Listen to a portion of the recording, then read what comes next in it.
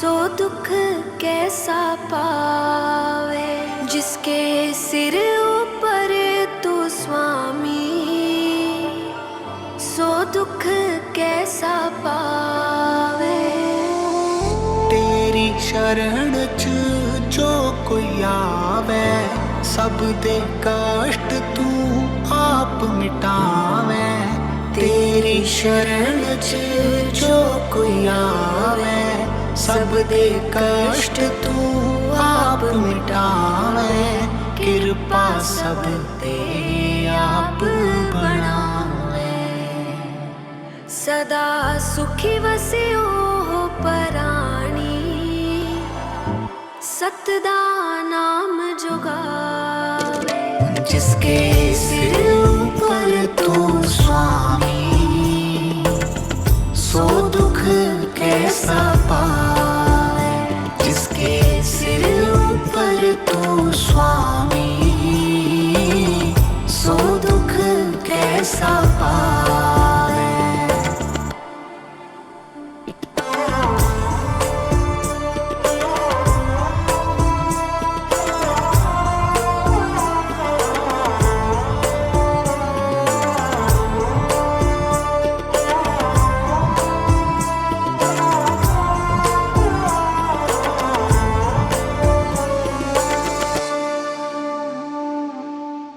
राजे नू कद मंगण ला दे, कद तू किसनू राज थमा दे।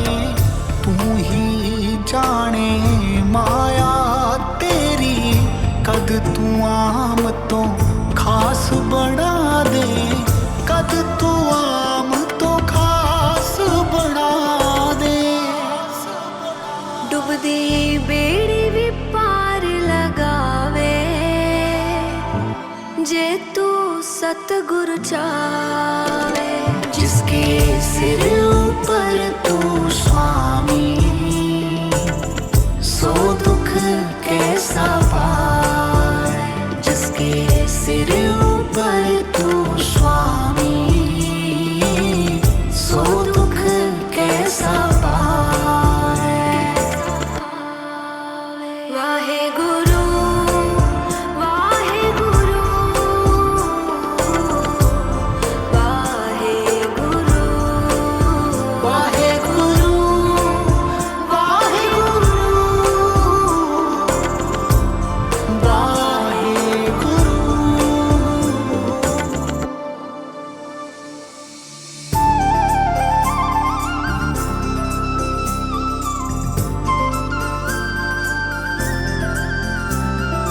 आउणा अपने भागा दा, जाना अपने भागा दा।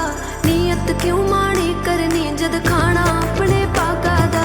तेरी लीला न्यारी है, तू सांभी दुनिया सारी है। तेरे करके चली जांदी साडी दुनियादारी है।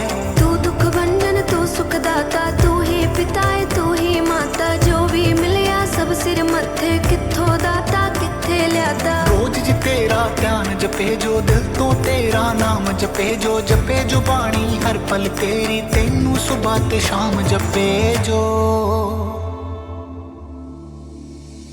किसे चीज दी भी थोड़ नी उसनू, शुक्र जो तेरा गावे। जिसके सिर ऊपर तू स्वामी, सो दुख कैसा पावे। जिसके सिर ऊपर तू स्वामी, सो दुख कैसा पावे।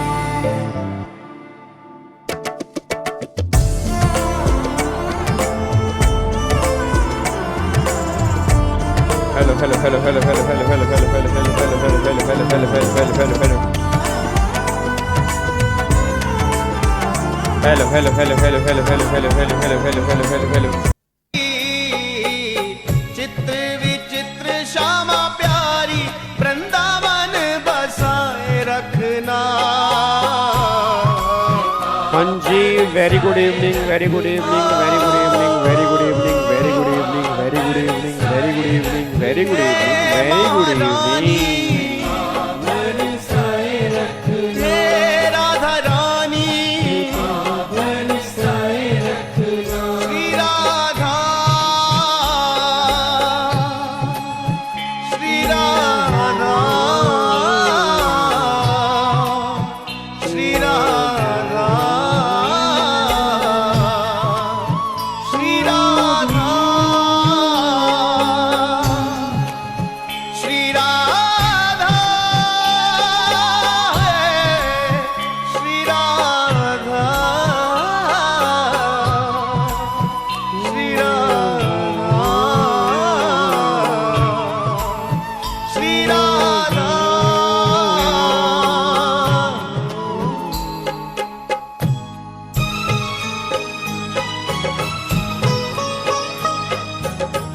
गुड इवनिंग मेरे दोस्तों, वेरी गुड इवनिंग। क्या हाल चाल है आप सभी के? राधे राधे, सत श्री अकाल, अस्सलाम वालेकुम, हर हर महादेव, जय श्री महाकाल।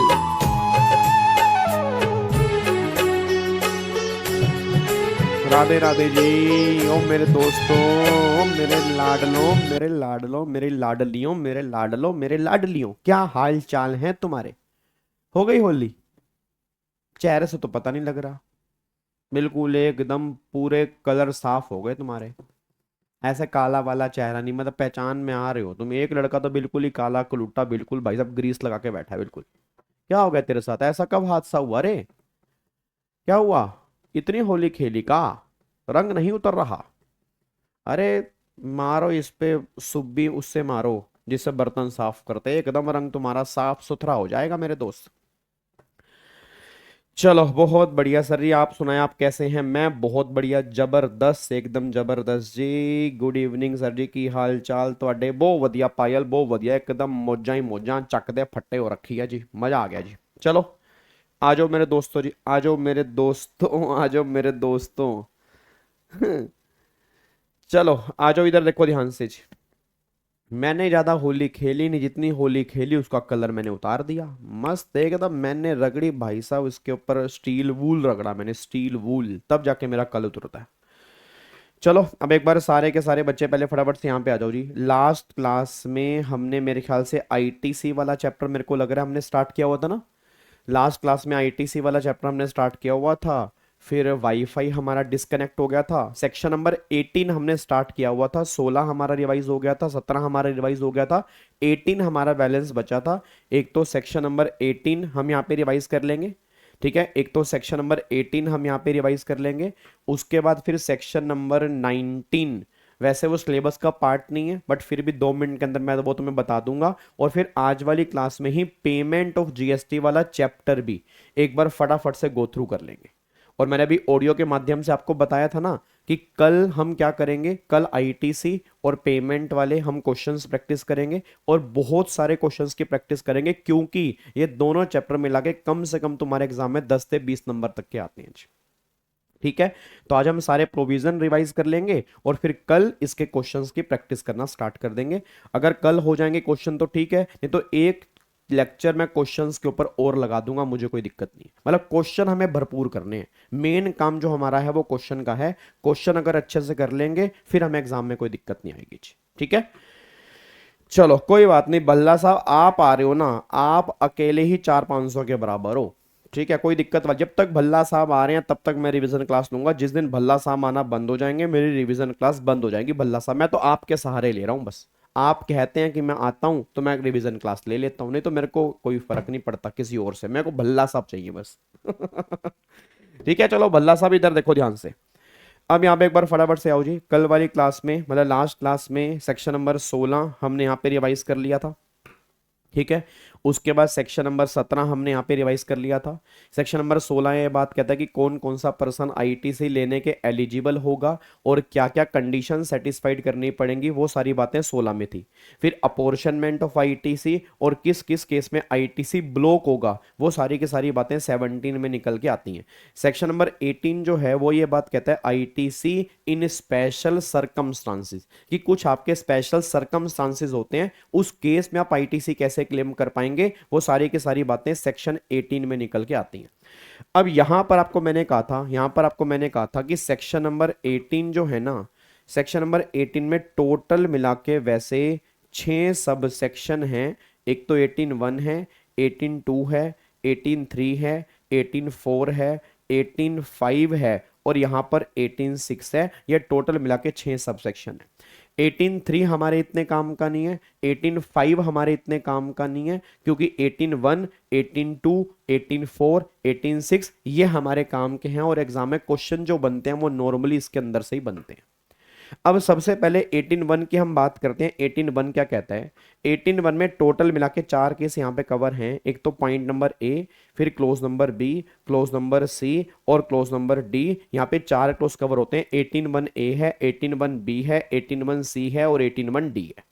अब ये 18(1) क्या कहता है? 18(1) कहता है कि अगर कोई पर्सन जीएसटी में अनरजिस्टर्ड था अब वो अनरजिस्टर्ड पर्सन से अब वो रजिस्टर्ड पर्सन वाली कैटेगरी में जा रहा है। एक तो केस ये हो गया। दूसरा केस ये बात कह रहा है कि एक पर्सन जीएसटी में अनरजिस्टर्ड था, अब वो अनरजिस्टर्ड से रजिस्टर्ड पर्सन वाली कैटेगरी में जा रहा है। दूसरा केस ये हो गया। तीसरा केस ये, एक पर्सन कॉम्पोजिशन स्कीम में था, अब वो कॉम्पोजिशन स्कीम से नॉर्मल स्कीम में जा रहा है। तीसरा केस ये हो गया। और चौथा केस ये होगा कि एक सप्लाई एग्जम्प्टेड सप्लाई थी, अब वो एग्जम्प्टेड सप्लाई से टैक्सेबल सप्लाई हो रही है। ये चौथा केस मेरा ये हो गया जी। ये चार केस तुम्हारे सामने निकल के आ रहे हैं। पहला केस, एक पर्सन अनरजिस्टर्ड है, अनरजिस्टर्ड से रजिस्टर्ड पर्सन वाली कैटेगरी में जा रहा है, पहला केस ये है। दूसरा पर्सन अनरजिस्टर्ड है, अनरजिस्टर्ड से रजिस्टर्ड पर्सन वाली कैटेगरी में जा रहा है, दूसरा केस ये है। तीसरा, कॉम्पोजिशन स्कीम से नॉर्मल स्कीम में जा रहा है। चौथा केस ये है, एग्जम्प्टेड सप्लाई से टैक्सेबल सप्लाई में जा रहा है। अब एक बच्चा ये बात कहता है, सर ये बात समझ में नहीं आ रही भाई, पहले दो केस तो ऑलमोस्ट सेम लग रहे हैं, पहले दो केस देखने में सेम लग रहे हैं, बट ये दोनों सेम नहीं है। पहला केस ये बात कहना चाह रहा है कि एक पर्सन अनरजिस्टर्ड पर्सन से रजिस्टर्ड पर्सन वाली कैटेगरी में जा रहा है। क्यों? क्योंकि वो रजिस्ट्रेशन करवाने के लायबल हो गया और लायबल होने के 30 दिन के अंदर अंदर उसने अप्लाई कर दिया। पहला केस तो ये है। और दूसरा केस ये बात कहना चाह रहा है कि एक पर्सन अनरजिस्टर्ड है, वो अनरजिस्टर्ड से रजिस्टर्ड पर्सन वाली कैटेगरी में जा रहा है। क्यों? क्योंकि वो अपनी मर्जी से जीएसटी में रजिस्ट्रेशन करवाना चाहता है, वो वॉलंटरी रजिस्ट्रेशन करवाना चाहता है, वो सेकंड कैटेगरी ये निकल के आ रही है। तो पहले केस में वो लायबल है, लायबल होने की वजह से वो जीएसटी में रजिस्टर्ड हुआ। दूसरे केस में वो लायबल नहीं है, अपनी मर्जी से वो जीएसटी में रजिस्टर्ड हुआ। दूसरा केस ये निकल के आ रहा है। मैं पूरी क्लास से एक क्वेश्चन पूछ जाता हूं, सारे बच्चे मेरे को आंसर देना। जब ये पर्सन जीएसटी में अनरजिस्टर्ड था, यहां पर भी अनरजिस्टर्ड है, यहां पर कॉम्पोजिशन स्कीम है और यहां पर एग्जम्प्टेड सप्लाई है, आप मेरे को बता सकते हो क्या इन चार कैटेगरी में जब वो होगा, क्या वो अपनी परचेज पर जीएसटी पे करके आया होगा? बिल्कुल पे करके आया होगा। बट क्या वो उस जीएसटी का आईटीसी क्लेम कर पाएगा? नहीं क्लेम कर पाएगा। रीजन, क्योंकि वो अनरजिस्टर्ड था, या वो कॉम्पोजिशन स्कीम में था, या उसकी सप्लाई एग्जम्प्टेड सप्लाई थी, तो उसके जीएसटी का वो आईटीसी क्लेम नहीं कर पाया होगा। पहला केस तो ये निकल के आ रहा है। फिर अगर वो इन चार कैटेगरी से इन चार कैटेगरी में आ गया, अब मेरा क्वेश्चन ये है, अगर वो इन चार कैटेगरी में आ गया, क्या वो अपनी परचेज पे जीएसटी पे करा होगा? बिल्कुल पे करा होगा। क्या उसका आईटीसी क्लेम कर सकता है? बिल्कुल क्लेम कर सकता है। अब एक बात बताओ, अगर मैं इसकी बात करूंगा या इसकी बात करूंगा, ये दोनों केस नॉर्मल है, इसमें कोई स्पेशल केस वाली बात नहीं है। स्पेशल केस का मतलब क्या है? स्पेशल केस का मतलब यह कि अगर वो इन चार कैटेगरी से इन चार कैटेगरी में आया, तो जो भी उसका बचा हुआ स्टॉक था उस टाइम का, क्या बचे हुए स्टॉक पर जो उसने जीएसटी पे किया था, क्या उस जीएसटी का वो आईटीसी क्लेम कर पाएगा या नहीं क्लेम कर पाएगा? सबसे बड़ा क्वेश्चन ये है। मैं दोबारा से बोलूंगा, मैं कहना क्या चाह रहा हूं? मैं कहना ये बात चाह रहा हूं कि अगर कोई पर्सन इन चार कैटेगरी में कवर था, इन चार कैटेगरी से इन चार कैटेगरी में आ रहा है, हो सकता है उसका कुछ स्टॉक बचा हो। मान लो उसने यहाँ पे 1000 किलो सामान खरीदा हो। अब अगर 1000 किलो सामान खरीदा हो, 800 किलो सामान बिक गया हो, 200 किलो सामान उसका बचा पड़ा हो सकता है उसने 1500 किलो सामान खरीदा हो, 1500 में से 1000 किलो सामान बिक गया हो, 500 किलो सामान बचा हो सकता है उसने 1000 किलो सामान खरीदा हो, 900 किलो सामान बिक गया हो, 1 किलो मतलब 100 किलो सामान बचा हो। तो ये पॉसिबल है ना कि कई बार पुराना स्टॉक मेरा बचा होता है। अब अगर पुराना स्टॉक मेरा बचा होता है, तो क्वेश्चन क्या निकल कर है कि जो ये स्टॉक मेरा बचा है, उस बचे हुए स्टॉक पर जो मैंने जीएसटी दिया था, उसका उस टाइम पर मैंने आईटीसी क्लेम नहीं किया था, बट क्या अब मैं उसका आईटीसी क्लेम कर सकता हूं? सेक्शन 18 इसकी बात करेगा। सेक्शन 18 कह रहा है ये हमारे स्पेशल केस है। स्पेशल केस का मतलब क्या है कि अगर आप इन चार कैटेगरी से इन चार कैटेगरी में आ रहे हो, तो जो भी तुम्हारा बैलेंस स्टॉक होगा, क्या उस बचे हुए स्टॉक का तुम आईटीसी क्लेम कर पाओगे? नहीं क्लेम कर पाओगे। मेन क्वेश्चन बस इसका है। अब सुनो ध्यान, सेक्शन 18 क्या कहता है जी? सेक्शन 18 कहता है हमें कोई दिक्कत नहीं है। अब बहुत ध्यान सुना, सेक्शन 18 का कह रहा है, 18 कह रहा है हमें कोई दिक्कत नहीं है। सेक्शन 18 कह रहा है जब तुम इन चार कैटेगरी से इन चार कैटेगरी में आए, मैं दोबारा बोलूंगा, जब तुम इन चार कैटेगरी से इन चार कैटेगरी में आए, तो जिस दिन तुम्हें आया हुआ माना जाएगा, मैं फिर बोलूंगा, जिस दिन तुम्हें आया हुआ माना जाएगा, उसे एक दिन पहले का जो भी तुम्हारे पास बचा हुआ स्टॉक होगा, मैं फिर बोलूंगा, उसे एक दिन पहले का जो भी तुम्हारा बचा हुआ स्टॉक होगा, उस बचे हुए स्टॉक पे जो तुमने जीएसटी पे किया होगा, उसका आईटीसी क्लेम कर लो, हमें कोई दिक्कत नहीं। तो मतलब गवर्नमेंट ये बात कहना चाह रही है कि कोई दिक्कत वाली बात नहीं है, तुम ये बता दो तुम्हारे पास कितना स्टॉक बचा हुआ है। तुम्हारे पास इनपुट का कितना स्टॉक बचा हुआ है, 100 kilo, 50 kilo, 20 kilo, 10 kilo, 5 kilo, 40 kilo, जितना भी तुम्हारा बचा हुआ स्टॉक है, उस पर जो भी तुमने जीएसटी पे किया था, यू कैन क्लेम आईटीसी, हमें कोई दिक्कत नहीं है। रीजन, क्योंकि जब वो सामान अब बिकेगा उस पर जीएसटी लगेगा भी तो सही ना। यार एक बात मेरे को बताओ, इतना तो तुमने रेगुलर बैच के अंदर कहीं से भी क्लास ली होगी, इतना तुमने थोड़ा बहुत पढ़ा होगा कि जब हम सामान उसको बेचेंगे, अब यहाँ पे जीएसटी भी तो एप्लीकेबल होगा ना। तो गवर्नमेंट ने बोला जब बचे हुए स्टॉक पे यहाँ पे जीएसटी लगेगा तो ऑब्वियस सी बात है यहाँ पर आईटीसी भी तो मिलना चाहिए ना। तो गवर्नमेंट ने कहा टेंशन मत लो, जितना तुम्हारा बचा हुआ स्टॉक होगा उस बचे हुए स्टॉक पे जो भी तुमने जीएसटी दिया होगा उसका तुम आईटीसी क्लेम कर सकते हो, हमें कोई दिक्कत नहीं है, बस ये पर ध्यान दो। यहां तक क्लियर है? पक्का पक्का, क्या इसको लोग कर सकते हैं? चलो अब अगले पॉइंट पर आओ। तो पहला पॉइंट तो ये क्लियर हो गया कि जो भी मेरा बचा हुआ स्टॉक है उस बचे हुए स्टॉक पर मैं आईटीसी क्लेम कर सकता हूं, कोई दिक्कत वाली बात नहीं है। दूसरा पॉइंट क्या निकल के आ रहा है, सेकंड पॉइंट ये है सर ऐसा भी तो हो सकता है कि मान लो मैंने कोई कैपिटल गुड्स लिया हो और कैपिटल गुड्स खरीदने पर मैंने जीएसटी दिया हो, तो उस जीएसटी का मुझे आईटीसी मिला तो होगा नहीं क्योंकि मैं उन 4 कैटेगरी में था। तो क्या कैपिटल गुड्स पे जो मैंने जीएसटी पे किया, क्या उस जीएसटी का अब मैं आईटीसी क्लेम कर सकता हूं? तो गवर्नमेंट कह रही सुनो, इन दोनों केस में तो नहीं कर सकते। सेक्शन 18(1)(a) और 18(1)(b कहता है इन दोनों केस में सिर्फ इनपुट के बचे हुए स्टॉक का तो आईटीसी यहां पर मिल जाएगा, बट जो कैपिटल गुड्स का आईटीसी होगा वो यहां पे नहीं मिलेगा, बस ये पर ध्यान दो। मैं दोबारा बोलूंगा, अगर मैं अनरजिस्टर्ड से रजिस्टर्ड पर्सन वाली कैटेगरी में आ रहा हूं, चाहे वो लाइबल हूं चाहे अपनी मर्जी से आ रहा हूं, इन दोनों केस में बचे हुए स्टॉक का तो आईटीसी क्लेम कर लोगे, बट कैपिटल गुड्स का आईटीसी गवर्नमेंट करी यहां पे क्लेम नहीं कर पाओगे। अब बच्चा कहता है सर तो अगर कैपिटल गुड्स का यहां पर क्लेम नहीं कर पाएंगे, बट क्या इन दोनों केस में क्लेम कर पाएंगे? यस, इन दोनों केस में इनपुट का भी क्लेम कर सकते हो, इन दोनों केस में कैपिटल गुड्स का भी आईटीसी क्लेम कर सकते हो, कोई दिक्कत वाली बात नहीं है। अब दिमाग में क्वेश्चन आता है सर इनपुट का तो चलो क्लियर है, जितना भी बचा हुआ स्टॉक होगा उस बचे हुए स्टॉक का हम जीएसटी निकाल लेंगे, उसका आईटीसी क्लेम कर लेंगे, बट कैपिटल गुड्स वाले केस में कैसे क्लेम करेंगे? तो टेंशन मत लो, 18(1)(c) और 18(1)(d) में लिखा हुआ है। अब 18(1)(c) और 18(1)(d) ये बात कहता है कि जब भी आपने कैपिटल गुड्स खरीदा था, मान लो 5 लाख रुपए का आपने कैपिटल गुड्स खरीदा था, कब खरीदा था? मान लो फॉर एग्जांपल 1 अप्रैल 2024 को आपने खरीदा था। अब 1 अप्रैल 24 को आपने खरीदा और 1 अप्रैल 24 मान लो 1 अप्रैल 25 को आपने खरीदा, 18% आपने इस पे जीएसटी दिया और ये 90,000 रुपए का जीएसटी था। अच्छा, आपने कॉम्पोजिशन स्कीम ले रखी थी। अब कॉम्पोजिशन स्कीम में आप थे, आपने मशीन ली, 18% जीएसटी, 90,000 रुपए का जीएसटी दिया, इसका आपने आईटीसी क्लेम किया नहीं होगा। क्यों क्लेम नहीं किया होगा? क्योंकि आप कॉम्पोजिशन स्कीम में थे। या ये भी पॉसिबल है कि आप इस मशीन से जो सामान बना रहे थे वो एग्जम्प्टेड सप्लाई थी, जब आगे खून ही नहीं था तो पीछे की आजादी भी नहीं मिलेगी, तो आपने इसका आईटीसी क्लेम नहीं किया होगा। तो 90,000 रुपए का जीएसटी दिया तो होगा बट आईटीसी तुमने क्लेम नहीं किया होगा। अब मेरा पूरी क्लास से बस क्वेश्चन ही निकल के आ रहा है सर 1 अप्रैल 25 को आपने इतना जीएसटी दिया, आपने आईटीसी क्लेम नहीं किया, यह बात तो क्लियर है। अब क्या हुआ? अब यह हुआ 1 नवंबर 25 को मैं नॉर्मल स्कीम में आ गया, या 1 नवंबर 25 को मेरी सप्लाई टैक्सेबल सप्लाई हो गई, तो क्या इस 90,000 रुपए के जीएसटी का क्या मैं आईटीसी क्लेम कर लूंगा? गवर्नमेंट कहती नहीं, सारा नहीं क्लेम कर सकता। यार एक बात मेरे को बताओ, कुछ महीने तो ऐसे होंगे ना, कुछ महीने तो ऐसे होंगे ना, इस मशीन को मैंने एग्जम्प्टेड सप्लाई में यूज किया होगा, कुछ महीने तो ऐसे होंगे ना, इसको मैंने कॉम्पोजिशन स्कीम में यूज किया होगा। तो अगर मैंने इसको कॉम्पोजिशन स्कीम में यूज किया या एग्जम्प्टेड सप्लाई में यूज किया, उसका मुझे आईटीसी क्यों मिलेगा?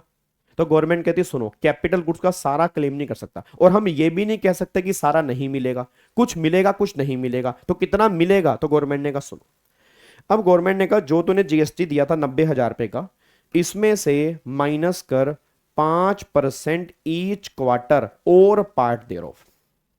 मैं दोबारा बोलूंगा 5%, फिर बोलूंगा 5% ईच क्वार्टर, मैं दोबारा बोलूंगा 5% ईच क्वार्टर और पार्ट देयर ऑफ। 5% हर क्वार्टर और पार्ट देयर ऑफ माइनस करूंगा, बैलेंस जो बचेगा उतने का आईटीसी क्लेम करूंगा, बस ये पर ध्यान दो। अब मेरा पूरी क्लास से क्वेश्चन है, मैंने अप्रैल 25 में मशीन ली थी, नवंबर 25 में नॉर्मल स्कीम में आ गया, तो अप्रैल मई जून 1 क्वार्टर हो गया, जुलाई अगस्त सितंबर दूसरा क्वार्टर हो गया, अक्टूबर नवंबर, अभी नवंबर बीच में है, अक्टूबर नवंबर दिसंबर ये पूरा क्वार्टर नहीं है, बट फिर भी पूरा क्वार्टर मानेंगे तो 3 क्वार्टर यहां पे निकल के आ रहे हैं। फिर बोलूंगा अप्रैल से लेकर नवंबर तक में वैसे 2 क्वार्टर कंप्लीट हैं, बट गवर्नमेंट ने बोला 5% ईच क्वार्टर और पार्ट दे रहा हूं।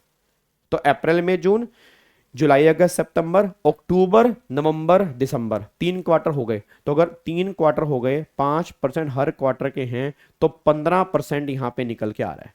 तो मतलब 15% माइनस करना पड़ेगा। अब 90,000 रुपए के जीएसटी में से 15% माइनस कर दो। तो अगर 90,000 में से 15% माइनस कर दूंगा तो बैलेंस आपका मेरे ख्याल से 76,500 रुपए का यहां पर जीएसटी है। इसका मैं आईटीसी क्लेम कर लूंगा, गवर्नमेंट कह रही हमें कोई दिक्कत नहीं है। तो करक से निकल के आ रहा है कि 5% ईच क्वार्टर और पार्ट दे रहा, फिर हमें हटाना पड़ेगा। बैलेंस जो बचेगा उसका हमें आईटीसी क्लेम करना पड़ेगा। गवर्नमेंट ये बात कहना चाह रही है, बस ये बात ध्यान दो। बात समझ में आ रही है? तो इनपुट वाले केस में ऐसा कोई फंडा ही नहीं है। सर अगर मान लो 15 जून होता तो भी हम पूरा क्वार्टर काउंट करते हैं। अगर 15 जून होता तो अप्रैल में जून एक क्वार्टर आता जी भाई। अगर अप्रैल में जून है तो पूरा क्वार्टर काउंट करते, और पार्ट है तो एक क्वार्टर, मतलब एक क्वार्टर तो काउंट करना ही करना है। तो 5% तो माइनस होगा ही होगा, बात खत्म जी।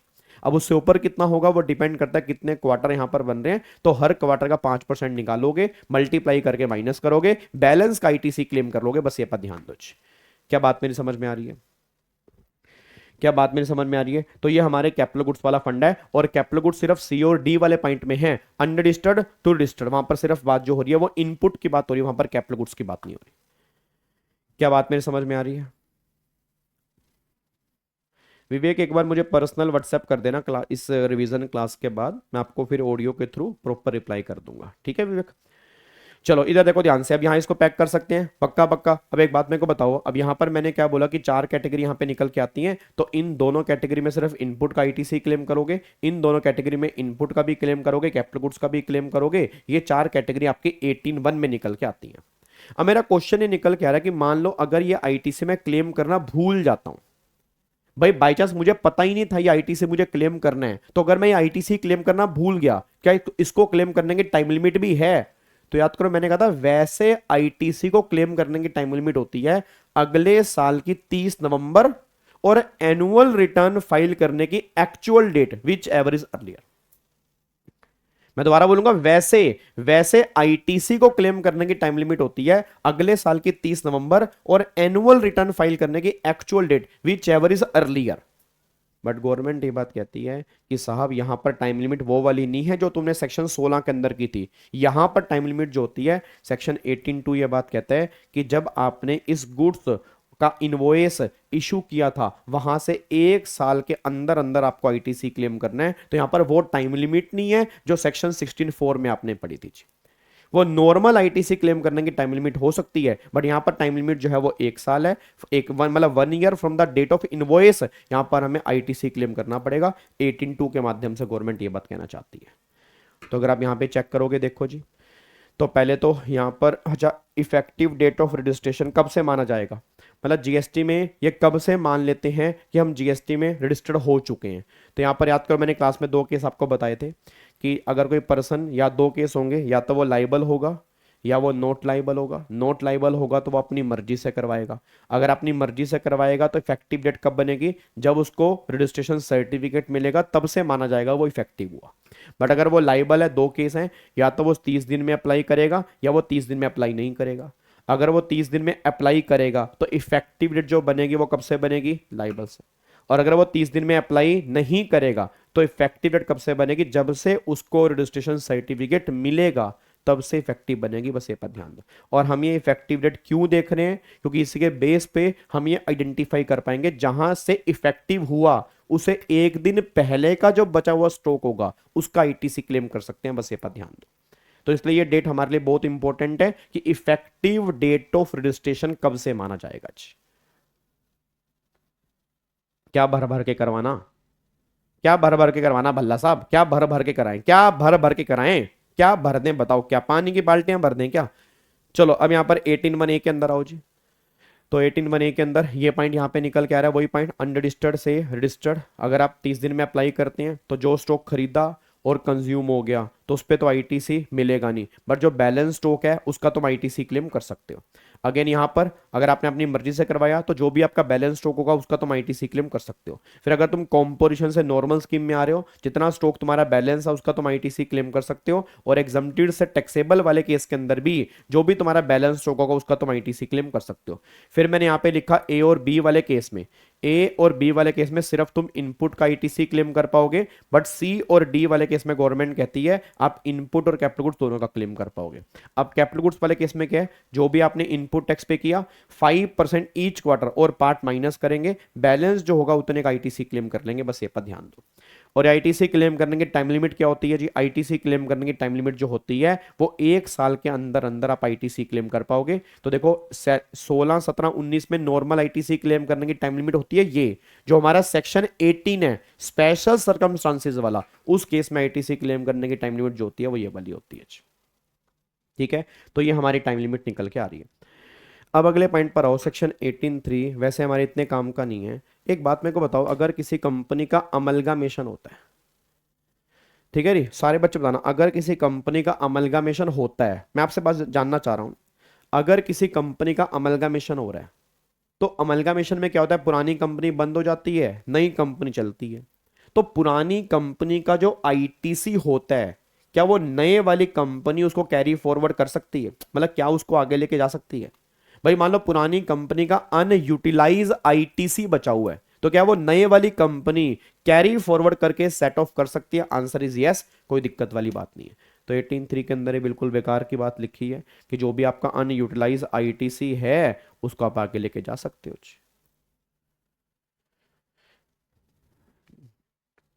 सर जी ये चैप्टर ना कराओ, मुझे ना पसंद।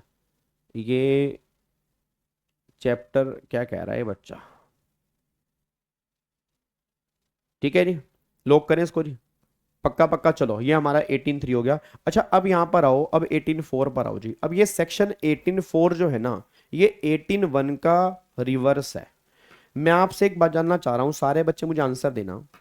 मेरा क्वेश्चन ये है कि अगर मैं कॉम्पोजिशन से नॉर्मल स्कीम में आ रहा हूं, अगर मैं कॉम्पोजिशन से मान लो नॉर्मल स्कीम में आ रहा हूं, या एग्जम्प्टेड सप्लाई से टैक्सेबल सप्लाई में आ रहा हूं, तो यहां पर जब था तो मुझे आईटीसी मिला नहीं था, फिर जब यहां पर आया तो मुझे आईटीसी मिला, फिर मैंने बोला कि जो भी हमारा बैलेंस स्टॉक होगा उस बैलेंस स्टॉक का भी आईटीसी मुझे मिलेगा। ये बात तो क्लियर है।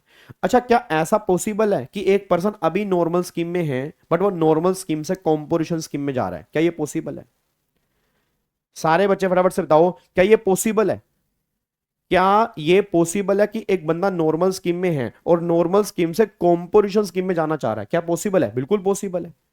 अच्छा क्या ये पॉसिबल है कि एक सप्लाई मेरी टैक्सेबल सप्लाई है और टैक्सेबल सप्लाई से एग्जम्प्टेड सप्लाई हो रही है? क्या ये पॉसिबल है? बिल्कुल पॉसिबल है। अब मैं आपसे एक बात जानना चाहता हूं, सारे बच्चे बताओ, जब मैं नॉर्मल स्कीम में होऊंगा या मेरी सप्लाई टैक्सेबल होगी तो क्या मुझे जीएसटी का आईटीसी मिलता होगा? बिल्कुल मिलता होगा। बट इन दोनों कैटेगरी में आने के बाद मुझे आईटीसी नहीं मिलेगा। अब मेरे को सारे बच्चे बोल देना यहां पर आईटीसी मिलता होगा, यहां पर आईटीसी नहीं मिलेगा। तो क्या जब मैं यहां से यहां पर आऊंगा तो जो मेरा बचा हुआ स्टॉक होगा उस पे मैंने जीएसटी का आईटीसी क्लेम किया होगा, तो आपको नहीं लग रहा अब मुझे वो रिवर्स करना पड़ेगा? भाई जब यहां पर, जब इन केस में आईटीसी लेने की बात हो रही थी, जब इन केस में आईटीसी लेने की बात हो रही थी, तो गवर्नमेंट के यहां पे रिवर्सल की बात भी तो होगी। भाई अगर मैं नॉर्मल से कॉम्पोजिशन में जा रहा हूं या टैक्सेबल सप्लाई से एग्जम्प्टेड सप्लाई में जा रहा हूं, तो जब मैंने वहां पे आईटीसी लिया था, अब इससे इस कैटेगरी में जा रहा हूं, तो गवर्नमेंट ने कहा यहां पे आईटीसी रिवर्सल की बात भी होगी, यहां पे आईटीसी रिवर्स करना पड़ेगा। अब अगेन वही क्वेश्चन, कितना रिवर्स करना पड़ेगा? तो गवर्नमेंट ने कहा देख इनपुट में तो सिंपल है, इनपुट में जितना तुम्हारा बैलेंस स्टॉक बचा होगा उसका जो भी जीएसटी होगा उतने का आईटीसी तू रिवर्स कर दे।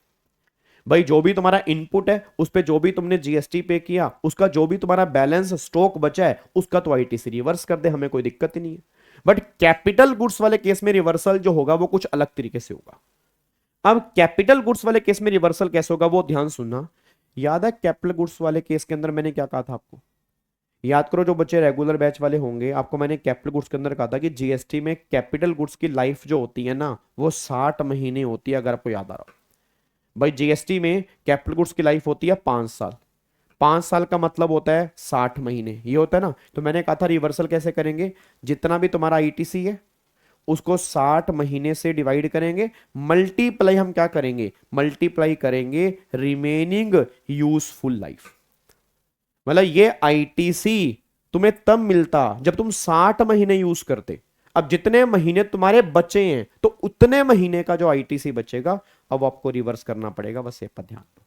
तो सिंपल सी बात ये निकल के आ रही है, जितना आईटीसी है डिवाइड बाय 60 मंथ, और फिर आप ये देख लो रिमेनिंग कितने महीने आपके बचे हैं, मतलब कितने महीने आपने नॉर्मल में यूज किया उतने महीने का ले लो, जितने महीने आपके बैलेंस बचे हैं उतने महीने का आपको रिवर्स करना पड़ेगा। तो यहां पे रिवर्सल का तरीका अलग है, यहां पे रिवर्सल का तरीका अलग है। तो फॉर्मूला क्या है, ITC divide by 60 multiply remaining useful life जो होगा इतने का आईटीसी आपको रिवर्स करना पड़ेगा, बस ये पर ध्यान दो। क्या बात समझ में आ रही है। अब एक एग्जाम्पल के माध्यम से हम यहाँ पे बात क्लियर करते हैं। जैसे मान लो फॉर एग्जाम्पल मेरी सप्लाई अभी यहाँ पे टैक्सेबल है, मेरी सप्लाई अभी टैक्सेबल है। मैंने 1 अप्रैल 25 को मान लो मैंने मशीन ली। अब 5 लाख की मशीन ली, 18% जीएसटी है, तो 90,000 रुपये का जीएसटी दिया होगा और मैंने आईटीसी क्लेम कर लिया होगा। फिर क्या हुआ, 1 दिसंबर 2025 को अब ये सप्लाई हो गई एग्जम्प्टेड सप्लाई।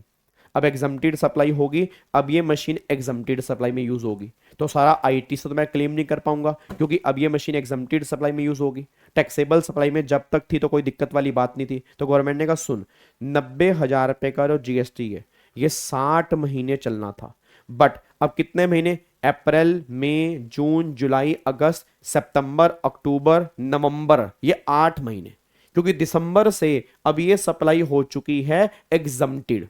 तो अप्रैल मई जून जुलाई अगस्त सितंबर अक्टूबर नवंबर 8 महीने, तो 60 में से 8 महीने गए, 52 मंथ तेरे यहां पर बैलेंस बचे हैं, तो इतने का आईटीसी रिवर्स कर दे। 90,000 डिवाइड बाय 60 मल्टीप्लाई 52, तो भैया 78,000 रुपये का आईटीसी आपको रिवर्स करना पड़ेगा। ठीक है जी, 78,000 रुपये का आईटीसी आपको रिवर्स करना पड़ेगा। ये तुम्हारा आईटीसी का रिवर्सल है, इस तरह से हमारा रिवर्सल होता है, और ये बात आपकी 18.4 में लिखी है, बस ये पर ध्यान दो। क्या बात समझ में आ रही है। तो ये हमारा रिवर्सल यहाँ पे होगा, इस तरह से हमारा 18.4 काम करेगा। तो अब अगर आप यहाँ पे आएंगे, देखो 18.4 में वही सेम यहाँ पे रिवर्सल की बात हो रही है, जितना स्टॉक बचेगा, जितना स्टॉक बचेगा रिवर्सल। अब कैपिटल गुड्स में रिवर्सल कैसे होगा, ITC divide by 60 multiply remaining useful life in month में, इतने का हमें यहाँ पे रिवर्सल करना पड़ेगा, बस ये पर ध्यान दो। हनी हिना कर सकते हो, डन, लॉक करें इसको। तो ये हमारा 18.4 यहाँ पे निकल के आ रहा है। आई होप आपको बात समझ में आ रही है, पक्का पक्का जी, कंप्लीट कर सकता हूं। चलो अब अगले पॉइंट पर आओ। अब अगला पॉइंट आता है सेक्शन नंबर 18.6। अब ये सेक्शन नंबर 18.6 जो है ना वो 18.1 और 18.4 से अलग है। 18.6 सुनो, 18.6 क्या कहता है, बहुत ध्यान से बात सुना। 18.6 क्या कहता है, मैं आपसे एक बात जानना चाह रहा हूं, आपके पापा भी दुकानदार होंगे, हो सकता है आपके पापा ने भी जीएसटी में रजिस्ट्रेशन ले रखा हो सकता है पापा ने दुकान के लिए कुछ एसेट खरीदी हो सकता है पापा ने उन एसेट पे जीएसटी दिया हो सकता है पापा ने उस जीएसटी का आईटीसी भी क्लेम कर लिया हो। अब मेरा पूरी क्लास से क्वेश्चन है, सारे के सारे, ओए नालायक भल्ला साहब, भाई साहब मेरे को लग रहा है भल्ला साहब पूरा दिन, भल्ला साहब थक, आप कई बार थक नहीं जाते ऐसा, जैसे कई बार आपको लगता नहीं कि बस अब नहीं बोलना, 5 मिनट मौन व्रत। भला आप कह रहे कल भर भर के क्वेश्चन, आज कल इसके भर भर करने क्वेश्चन, क्या कह रहा है। पार्ट ऑफ मंथ इग्नोर करेंगे जी। अगर मान लो अगर बीच में कोई महीना हुआ तो उस मंथ को इग्नोर करेंगे, ठीक है ना, उस मंथ को इग्नोर करेंगे। हम कंप्लीट मंथ यहां पे लेके चलेंगे, बस ये बात ध्यान दो जी। हम क्या लेके चलेंगे, कंप्लीट मंथ यहां पे लेके चलेंगे।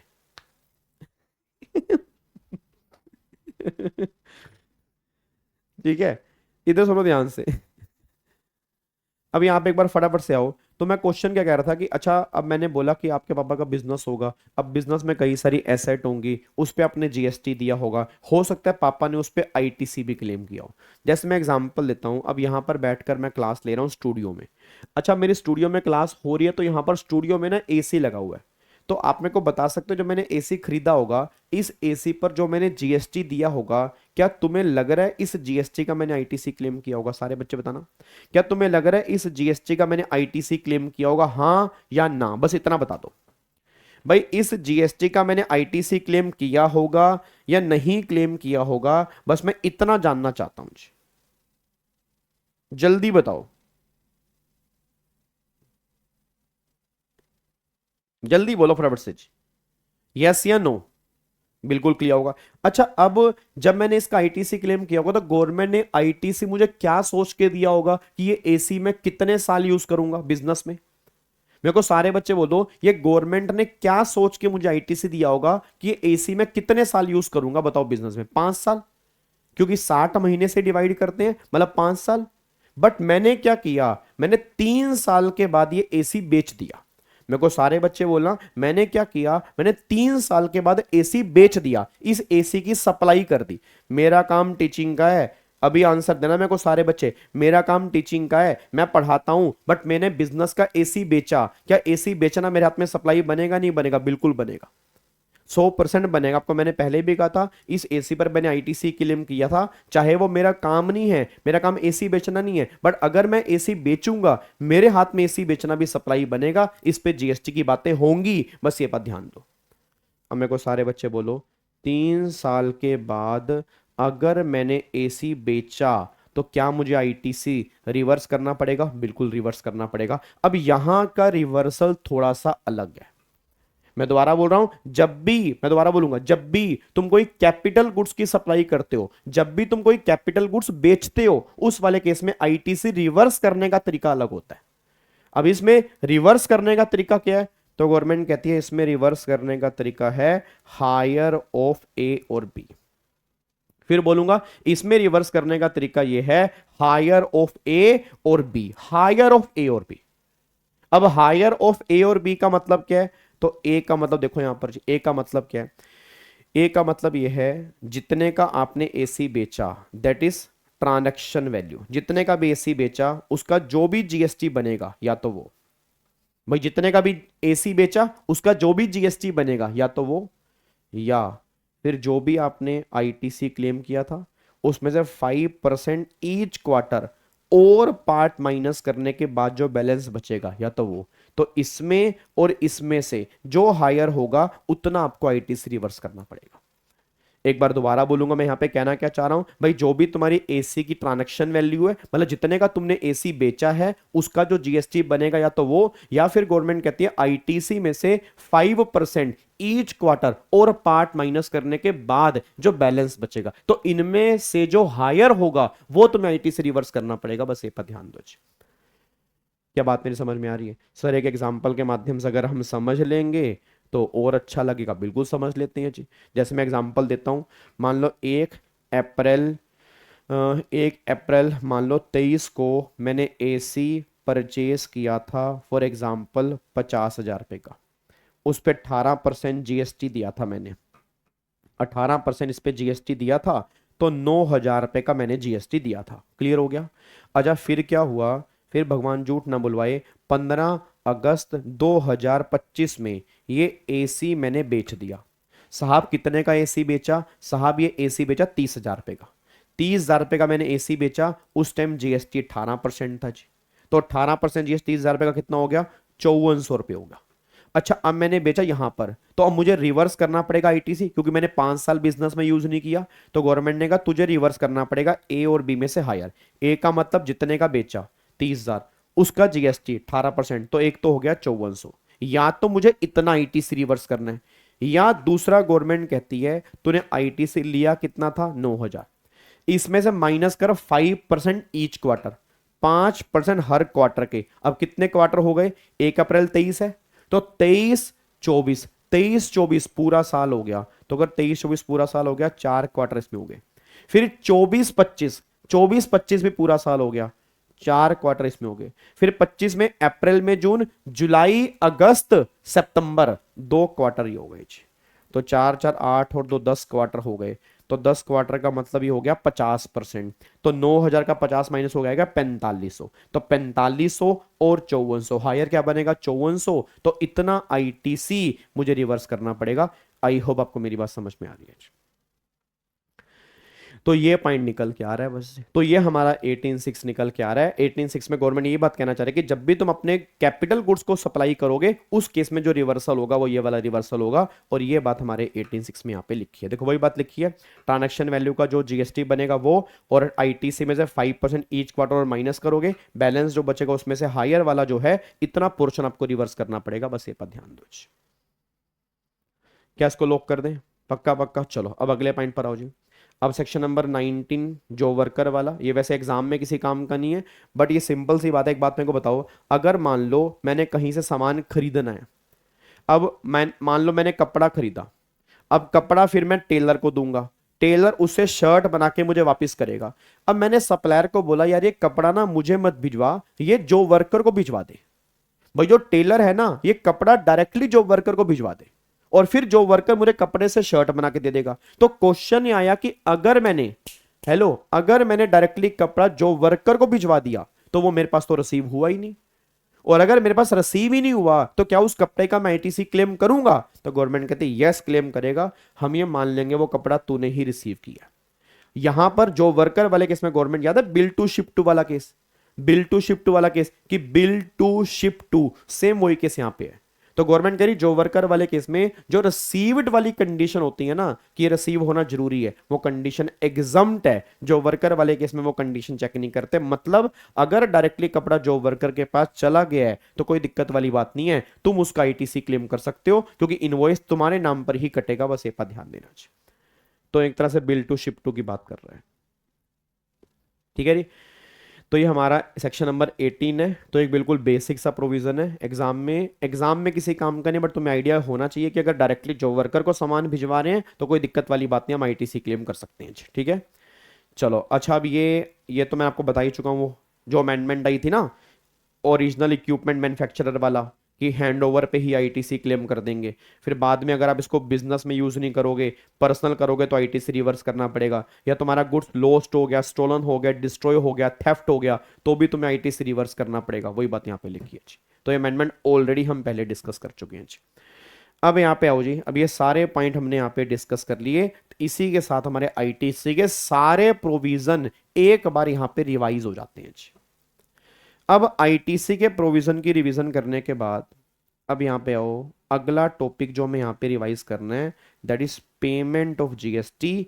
ये हमारा टॉपिक है जी पेमेंट ऑफ जीएसटी का। आओ जी, अब ये हमारा पेमेंट ऑफ जीएसटी वाला टॉपिक है।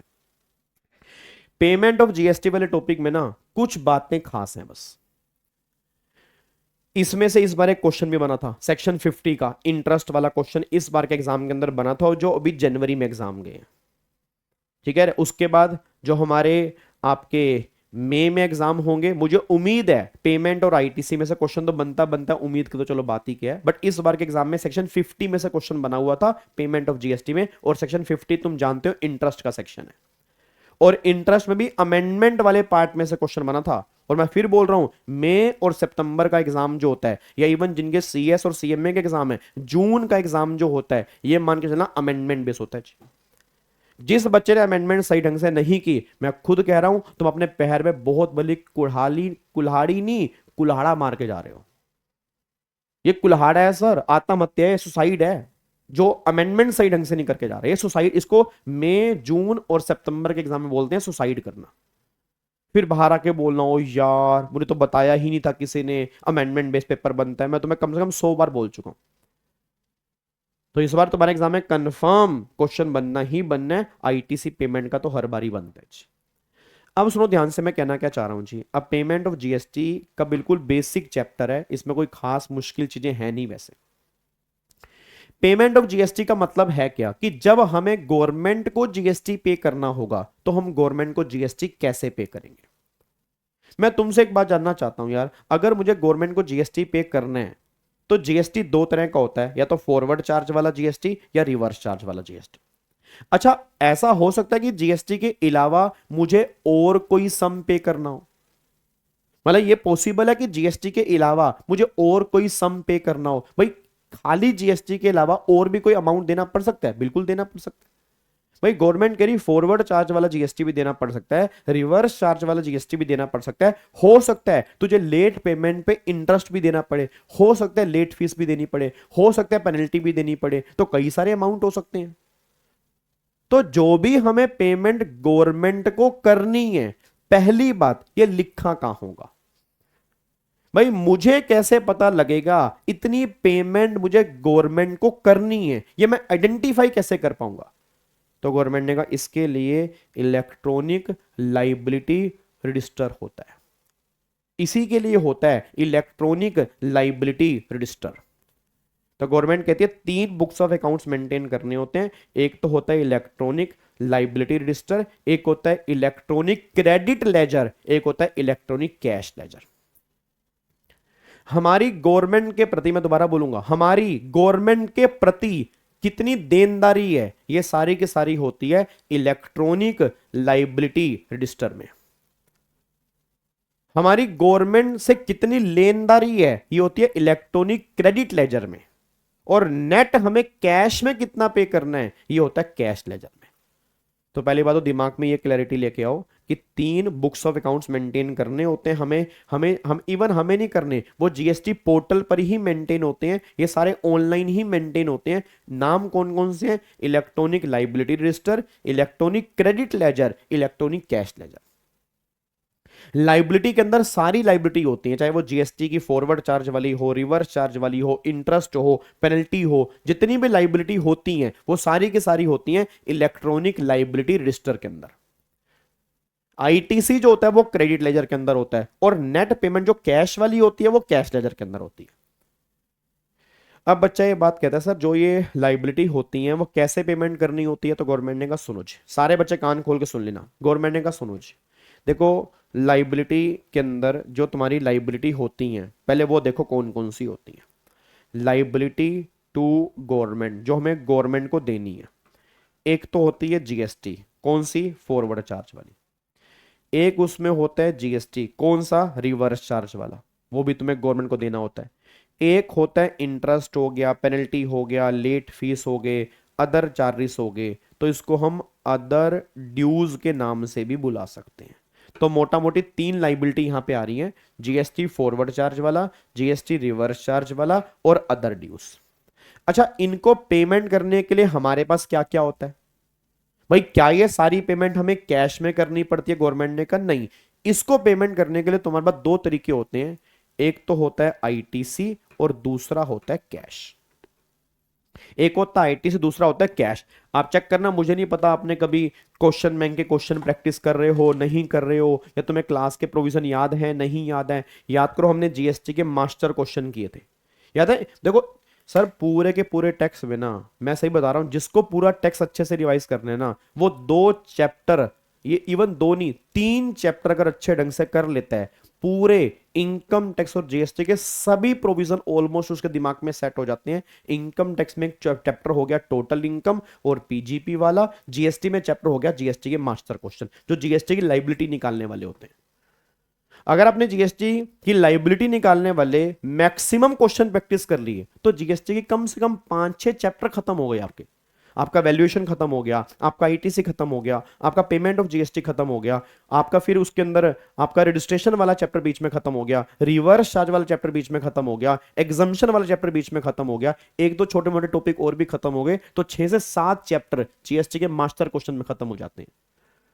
और ऐसे तुम इनकम टैक्स में टोटल इनकम वाले क्वेश्चन की प्रैक्टिस खूब सारी कर लेते हो, या पीजीबी की प्रैक्टिस खूब सारी कर लेते हो, तो तुम्हारा सैलरी हो गया, हाउस प्रॉपर्टी हो गया, क्लबिंग हो गया, सेट ऑफ हो गया, सारे के सारे चैप्टर तो बीच के अंदर आ गए उसके। आप समझ पा रहे हो मैं कहना क्या चाह रहा हूं? और अगर ये दोनों चैप्टर हो जाते हैं तो ये लगा लो पहले मैंडेटरी क्वेश्चन जो होते हैं हमारे 20 और मतलब 40 नंबर तक के ऑलमोस्ट सारे कवर हो जाते हैं। तो इसको स्मार्ट वर्क बोलते हैं। इसको पता क्या बोलते हैं? इसको बोलते हैं स्मार्ट वर्क। रैंकर्स जो होते हैं ना, रैंकर्स, वो इसी पे टाइम लगाते हैं, और जो मेहनत करने वाले बच्चे होते हैं वो क्या करते हैं? वो अलग अलग चैप्टर पे घुसे रहते हैं। और जो रैंकर्स होते हैं वो कहते हैं भाई अगर हमने इन्हीं को अच्छे ढंग से कर लिया, सारे कॉन्सेप्ट इसी के अंदर आ गए, तो धीरे धीरे हमारे सारे चैप्टर अपने मजबूत होते जाएंगे। तो ये टेक्निक होती है टैक्स में अच्छे नंबर लेने की, बट अगेन ये 2 चैप्टर तुम कर ही तब पाओगे जब तुम्हें बाकी चैप्टर आते होंगे, ये भी बात सच्ची है।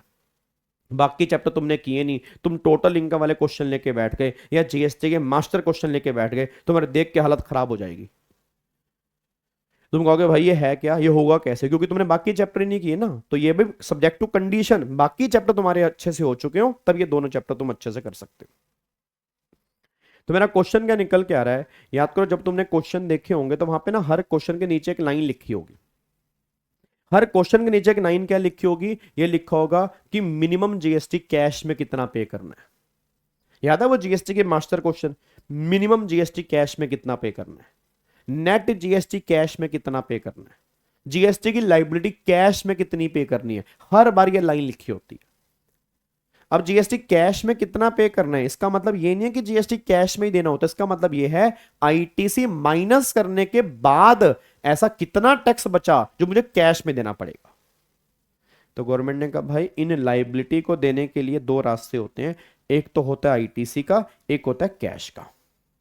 अब बच्चा कहता है सर आईटीसी का रास्ता क्या हर एक पर्सन के लिए खुला होता है? आंसर इज नो, हर एक पर्सन के लिए खुला नहीं होता। आपको मैंने क्लास के अंदर भी कहा था कि आईटीसी एक पवित्र वस्तु होती है, आईटीसी एक पवित्र वस्तु होती है और पवित्र वस्तु को हम पवित्र जगह पर यूज करते हैं और कहीं पर यूज नहीं करते। तो आईटीसी एक पवित्र वस्तु होती है, पवित्र वस्तु को हम पवित्र जगह पर यूज करते हैं और कहीं पर यूज नहीं करते। मतलब आईटीसी को हम यूज करते हैं only for the payment of GST, और जीएसटी भी फॉरवर्ड चार्ज वाला जीएसटी, नॉट रिवर्स चार्ज वाला जीएसटी।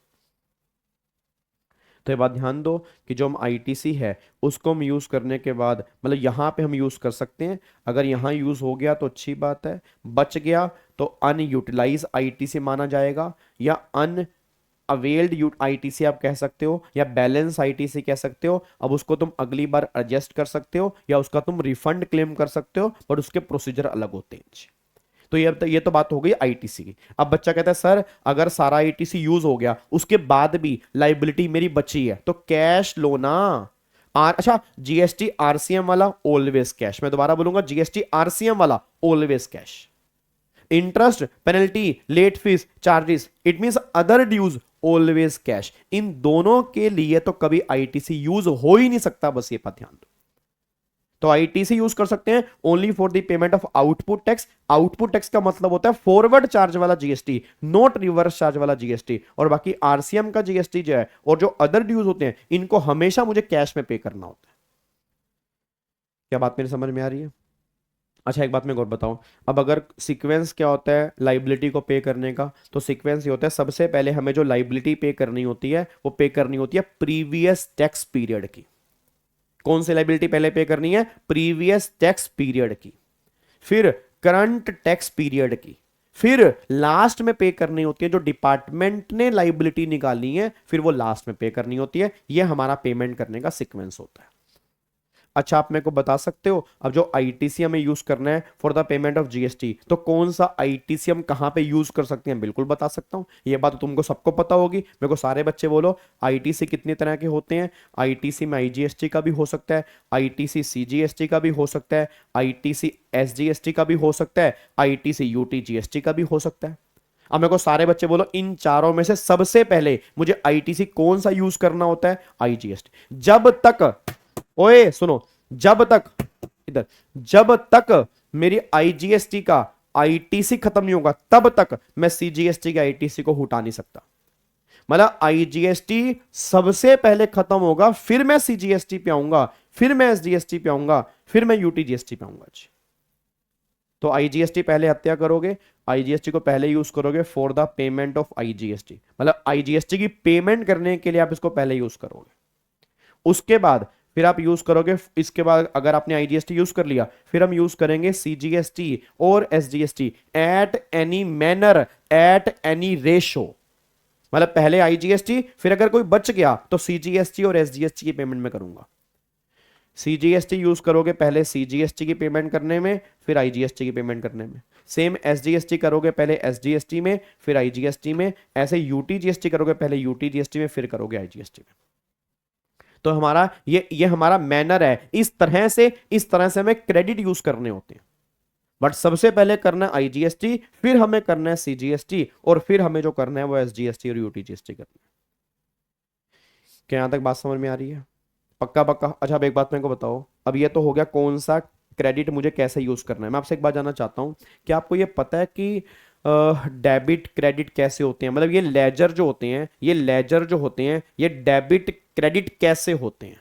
हाँ ये बात तो बिल्कुल क्लियर है कि सीजीएसटी को एसजीएसटी से नहीं कर सकते और एसजीएसटी को सीजीएसटी से नहीं कर सकते। इनमें आपस में 36 का आंकड़ा है कि सीजीएसटी एसजीएसटी से नहीं होगा या यूटीजीएसटी से नहीं होगा, ऐसे एसजीएसटी यूटीजीएसटी जो है वो सीजीएसटी से नहीं होगा, बस ये पर ध्यान दो। अच्छा मेरे को बता सकते हो कि डेबिट क्रेडिट किससे होता है? मेरे को सारे बच्चे बताना। अगर मेरी लाइबिलिटी बढ़ेगी, ओए ओए इधर, अगर मेरी लाइबिलिटी बढ़ेगी तो लाइबिलिटी रजिस्टर डेबिट होगा क्रेडिट होगा।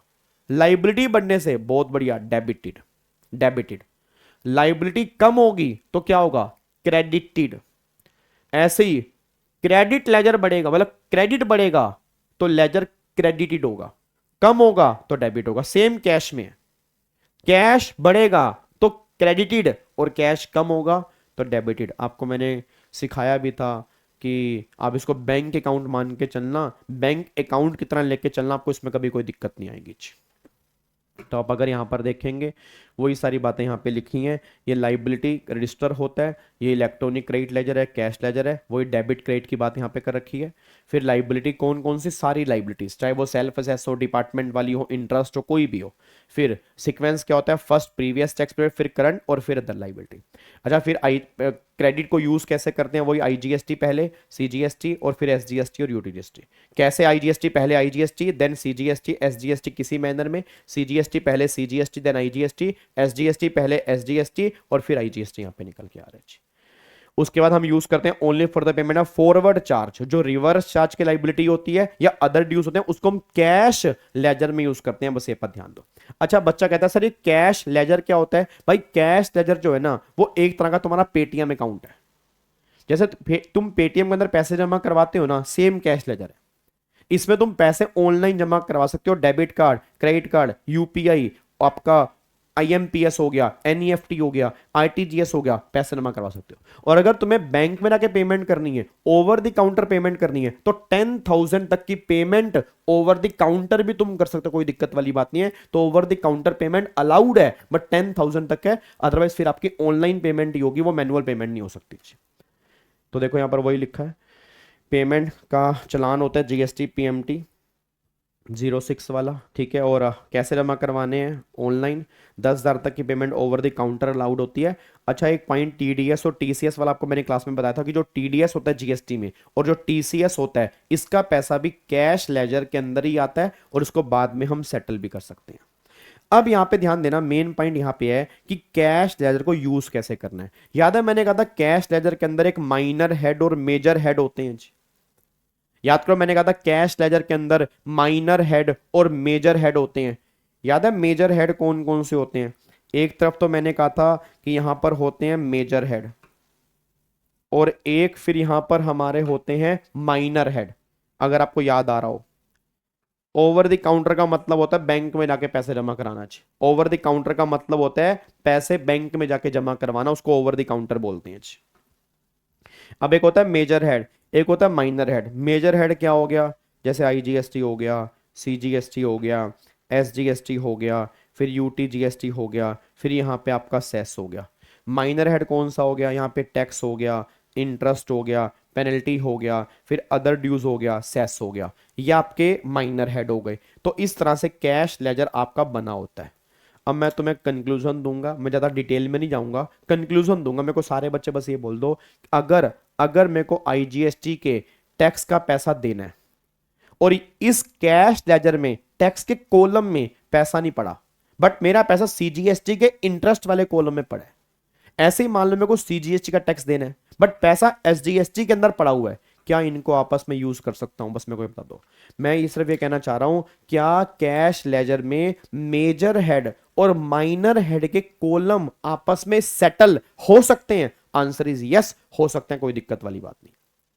मतलब गवर्नमेंट ये बात कहना चाह रही है कि भैया माइनर हेड और मेजर हेड फ्रीली ट्रांसफरेबल है, कोई भी पैसा कहीं पर भी तुम यूज कर लो, बट एक फॉर्म भरना पड़ेगा जीएसटी पीएमटी 09। मैं दोबारा बोलूंगा, जीएसटी पीएमटी 09 ये फॉर्म भरना पड़ेगा। अगर तुम ये फॉर्म भरते हो तो माइनर को मेजर से, मेजर को माइनर से आप आपस में सेटलमेंट कर सकते हो, कोई दिक्कत वाली बात नहीं है, बस ये पर ध्यान दो।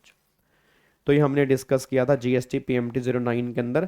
तो वही बात यहाँ पे लिखी है, देखो ये आपका कैश लेजर इस तरह से होता है, तो आप इसको आपस में सेट ऑफ कर सकते हो, कोई दिक्कत वाली बात नहीं है। जीएसटी पीएमटी 09 आप भरोगे, तो अगर आप जीएसटी पीएमटी 09 भरते हो, आपस में सेटलमेंट जो है पॉसिबल है, कोई दिक्कत वाली बात यहाँ पे नहीं है। क्या बात समझ में आ रही है? पक्का पक्का। तो ये हमारा यहाँ पर ये बात निकल के आ रही है। अच्छा, अब ये फॉर्म नंबर जो है, फॉर्म नंबर वैसे हमारे इतने काम के नहीं है। लाइबिलिटी लेजर जो होता है, मतलब लाइबिलिटी रजिस्टर जो होता है, वो जीएसटी पीएमटी 01 के अंदर होता है। फिर क्रेडिट लेजर 02 में, कैश लेजर 05 में। वही डेबिट, देखो डेबिट का मतलब बढ़ती, तो इन सब से डेबिट होती है, मतलब लाइबिलिटी बढ़ती है। जैसे हमारे खुद का टैक्स हो गया, डिपार्टमेंट का टैक्स हो गया, या फिर पोर्टल ने जो निकाला, कोई इंटरेस्ट पेनल्टी हो गया, इनसे लाइबिलिटी बढ़ती है। कम कैसे होती हैं? डिस्चार्ज होने से। ऐसे क्रेडिट, डेबिट, डेबिट मतलब कम किससे होता है? पेमेंट करने से या रिफंड लेने से। और क्रेडिट किससे होगा? बढ़ने से। कैश का भी सेम है, पेमेंट करोगे तो कम हो जाएगा, और अगर इसमें जमा कराओगे तो बढ़ जाएगा। और अगर कोई डिस्क्रिपेंसी है, मतलब इसमें कोई गलती है, तुम्हें वो सही करवानी है, तो जीएसटी पीएमटी 04 के माध्यम से तुम इसमें गलती जो होगी वो सही करवा सकते हो। बस ये पर ध्यान दो। क्या बात समझ में आ रही है? अब यहां पर आना, इधर देखो ध्यान से, अब यहां पर आना। अब यहां पे ना एक हमारा रूल हमने किया था, एक होता है रूल नंबर 86A और एक हमारा होता है रूल नंबर 86B। एक रूल नंबर 86A होता है और एक रूल नंबर 86B होता है। याद है मैंने क्या कहा था? ये दोनों रूल क्या होते हैं सर? ये दोनों रूल होते हैं, रूल नंबर 86A भी तुम्हारा आईटीसी यूज करने को रिस्ट्रिक्ट करता है, और रूल नंबर 86B भी तुम्हारा आईटीसी यूज करने पर रोक लगाता है। ये दोनों रूल जो है वो आईटीसी यूज करने पर रोक लगाते हैं। रूल नंबर 86A भी यूज करने पर रोक लगाता है, रूल नंबर 86B भी आईटीसी यूज करने पर रोक लगाता है। बट ए और बी में अलग अलग चीजें हैं। सर रियल लाइफ में ऐसा होता है? हाँ, तो ऐसा ही होता है भाई। कभी देखता ना, क्या कभी दिखता ना? पोर्टल पे जाके देखो ना, अगर आपके फादर जीएसटी में रजिस्टर्ड हैं, आप उनका कैश लेजर चेक करो, आपको दिख जाएगा, माइनर मेजर दोनों हेड दिख जाएंगे आपको। इसी तरह से होता है प्रैक्टिकल लाइफ में। अरे आप सुनो ध्यान से, अब इन दोनों में ना, इन दोनों में क्या है? आईटीसी के यूज करने पे रोक है, बट 86A अलग है, 86B अलग है। पहली बात, 86A में कहीं नहीं लिखा आपकी टर्नओवर इतनी होनी चाहिए। 86A बस इतनी सी बात कह रहा है, अगर इनमें से आपने कोई भी डिफॉल्ट किया हुआ है तो हम आपको आईटीसी यूज करने नहीं देंगे। मैं फिर बोलूंगा, 86A क्या कह रहा है? 86A कह रहा है, अगर इनमें से, इधर, अगर इनमें से आपने कोई भी डिफॉल्ट किया है, हम आपको आईटीसी यूज करने नहीं देंगे। अगर इनमें से आपने कोई भी डिफॉल्ट किया है, आप आईटीसी यूज नहीं कर पाएंगे, बट 1 साल के बाद ही ऑटोमेटिकली अनब्लॉक हो जाएगा। अगर आप दोषी करार नहीं हुए तो फिर इस आईटीसी को यूज कर सकते हैं। अब किनमें से आपने कोई डिफॉल्ट किया है? वही, ऑलमोस्ट वही डिफॉल्ट है जो सेक्शन 16 की कंडीशन वाले हैं। देखा ना कौन कौन से डिफॉल्ट हैं? कह रहे आपको आईटीसी यूज करने नहीं देंगे, आपके आईटीसी पे रोक लगा देंगे। कब रोक लगा देंगे? देखो जी, कब रोक लगा देंगे। पहली बात, जिसने इनवॉइस इशू किया है वो बंदा ही एग्जिस्ट नहीं करता। मतलब जो इनवॉइस इशू करने वाला है, जो इनवॉइस इशू करने वाला है वो बंदा एग्जिस्ट नहीं करता, तो आईटीसी कैसे आप यूज कर लोगे? आईटीसी आप कैसे क्लेम कर लोगे भाई? तो आईटीसी में रोक लगा देंगे। दूसरा, जिस वो बंदा जो है उसने जो अपना रजिस्ट्रेशन में डिक्लेयर प्लेस ऑफ बिजनेस दिखाया, वहां पे वो कोई धंधा ही नहीं करता, वहां कोई बिजनेस ही नहीं है, आईटीसी यूज करने पर रोक लगा देंगे। आपने बिना इनवॉइस के गुड्स और सर्विस की सप्लाई करके आईटीसी क्लेम कर दिया, आपने कोई सप्लाई नहीं की, उसके बिना आपने इनवॉइस इशू कर दिया, बोगस इनवॉइस इशू कर दिया, नकली इनवॉइस इशू कर दिया, आईटीसी को यूज करने पर रोक लगा दी जाएगी। उसके बाद जी फिर वही बात भाई, जो बंदा आईटीसी क्लेम कर रहा है वही नॉन एग्जिस्टेंस है, वही नकली बंदा है, वही फेक बंदा है, वो वहां पे काम ही नहीं कर रहा जो उसका प्लेस ऑफ बिजनेस है। फिर आपके हाथ में टैक्स इनवॉइस नहीं है, मतलब बिना टैक्स इनवॉइस के, बिना डेबिट नोट के आप आईटीसी क्लेम कर रहे हो, बताओ, जबकि टैक्स इनवॉइस होना जरूरी है। अब गवर्नमेंट कह रही है ये रिस्ट्रिक्शन जो है वो 1 साल तक रहती हैं। 1 साल तक अगर आप दोषी करार साबित नहीं हुए तो 1 साल के बाद ऑटोमेटिकली अनब्लॉक हो जाएंगी, और अगर आप दोषी करार हो चुके हो तो फिर ये आईटीसी ब्लॉक हो जाएगा, आप इसको यूज नहीं कर सकते, बस ये पर ध्यान दो। तो वही बात यहां पे लिखी है जी, 1 साल। हाउएवर कमिश्नर ऑफिसर विड्रॉ सच, मतलब वो विड्रॉ भी कर सकते हैं अगर टाइम से पहले उनको लगता है कि ये बिना बात की परेशान करने वाली बातें हैं, तो हो सकता है वो 1 साल से पहले भी तुम्हारा आईटीसी अनब्लॉक कर दें, कोई दिक्कत वाली बात नहीं। मैं दोबारा कह रहा हूं, यहां पर आने का मतलब ये नहीं है कि तुम चोर हो, गवर्नमेंट कह रही हमें डाउट है कि तुम्हारा आईटीसी सही है या नहीं है, इसलिए एक बार आईटीसी यूज करने पे रोक लगा रहे हैं। अगर तुम यहां पे क्लीन चिट ले लोगे हमें कोई दिक्कत नहीं है, तुम आईटीसी यूज कर लेना, हमें कोई दिक्कत नहीं है। ये हमारा रूल नंबर 86A है। तो ये तो है रूल नंबर 86A, ठीक है ना, ये हमारा रूल नंबर 86A है, यहां तक क्लियर है। अब यहां पे रूल नंबर 86B भी निकल के आता है। रूल नंबर 86B क्या है, वो कहता है हम आपका आईटीसी यूज करने नहीं देंगे, बट यहां पे कोई डिफॉल्ट भी नहीं है।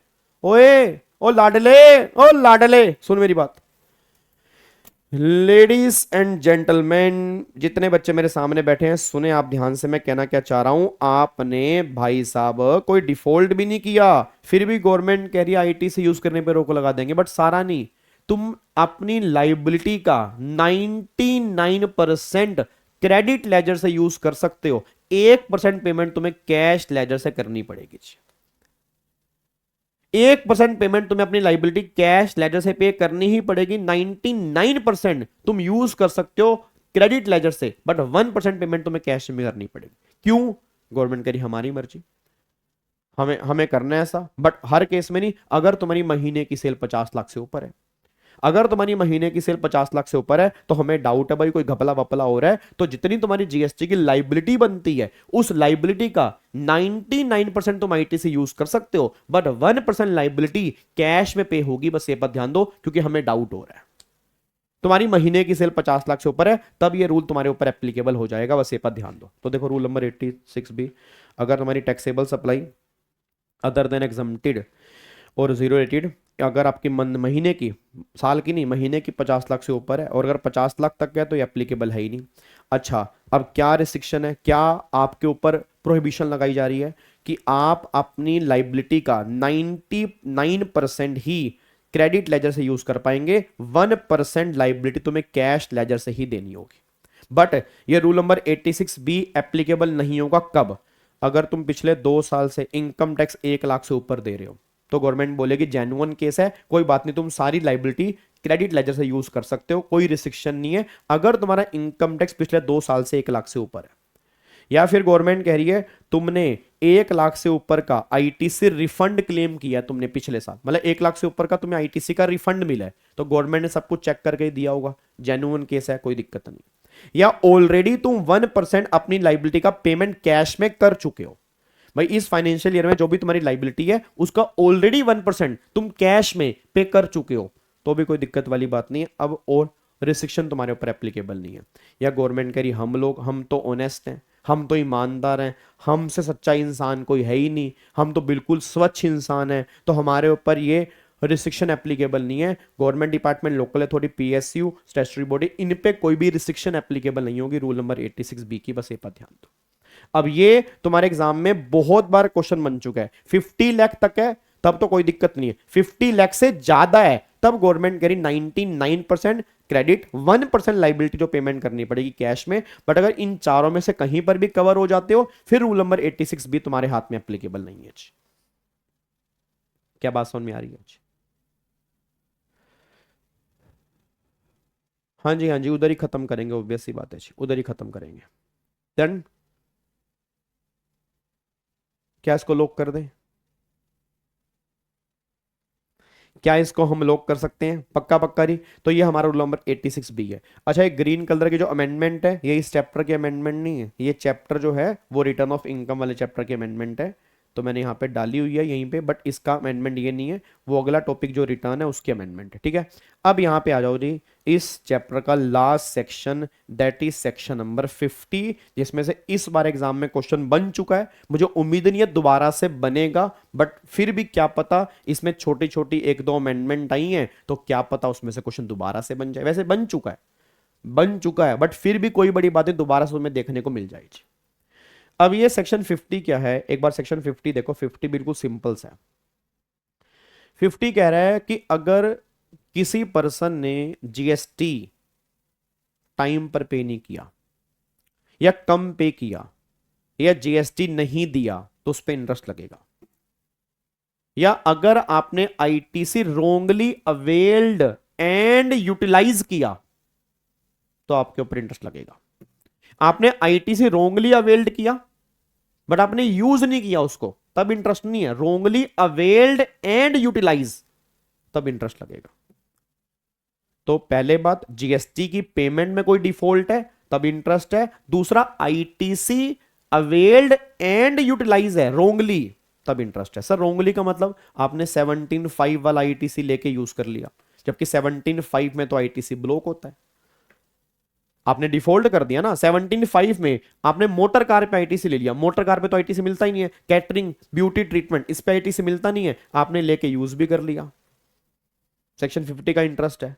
आपने जीएसटी कम पे किया, शॉर्ट पे किया, लेट पे किया, सेक्शन 50 का इंटरेस्ट है। कितने परसेंट?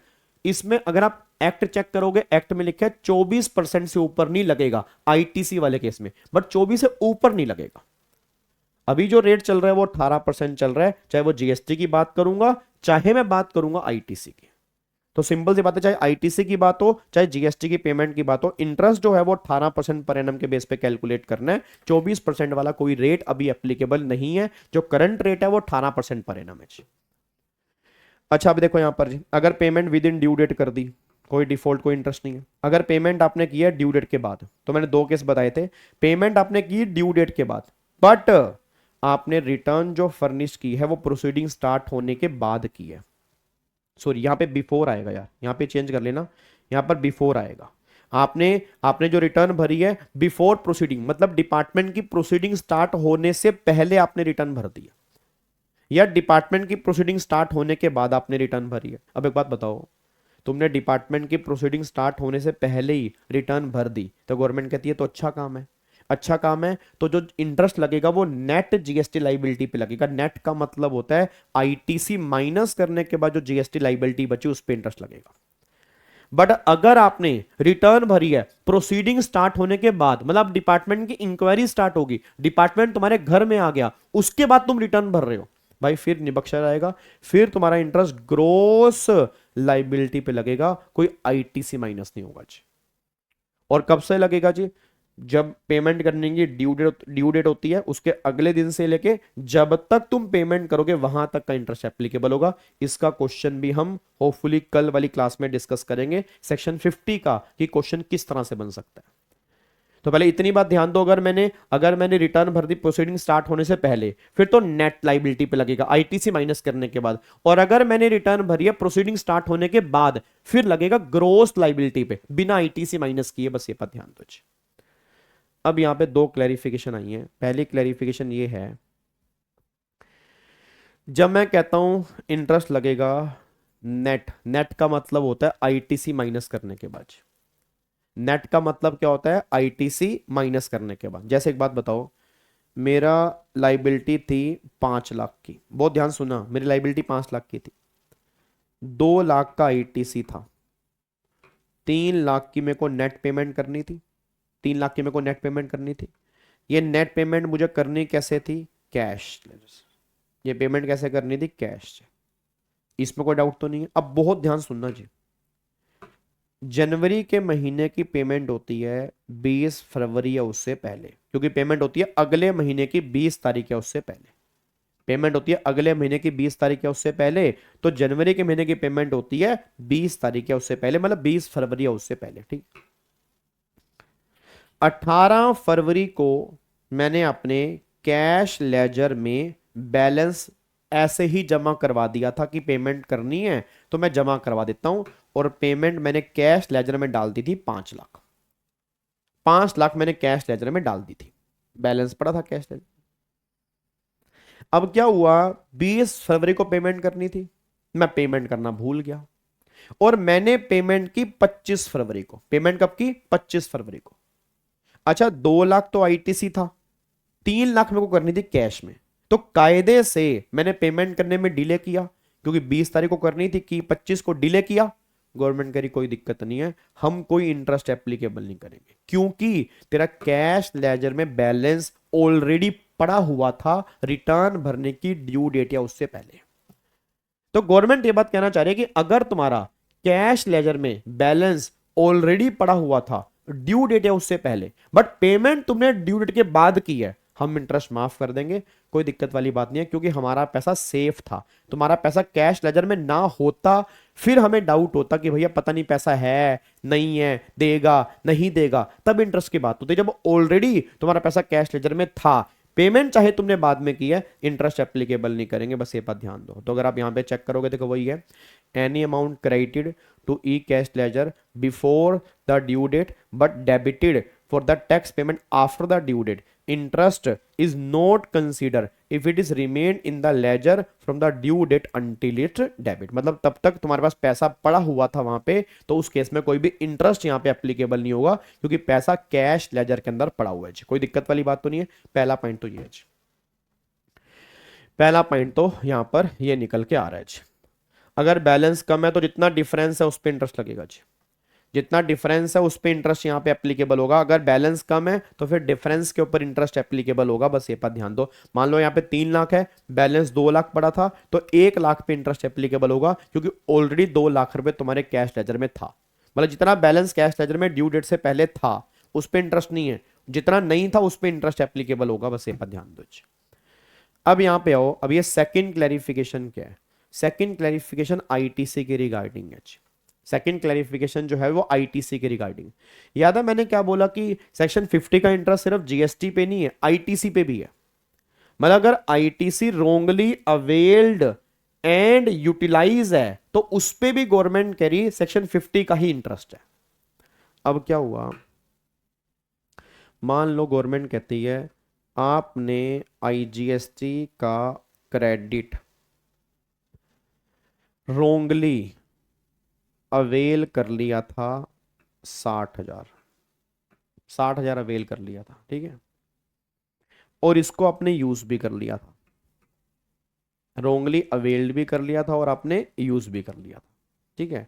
60,000 पे अवेल किया, इसको यूज भी कर लिया, और तुम्हारे सीजीएसटी में बैलेंस बचा हुआ है, क्रेडिट लेजर के अंदर बैलेंस बचा हुआ है 50,000, और यहां पर एसजीएसटी के क्रेडिट लेजर के अंदर बैलेंस बचा हुआ है 20,000 रुपए, ठीक है।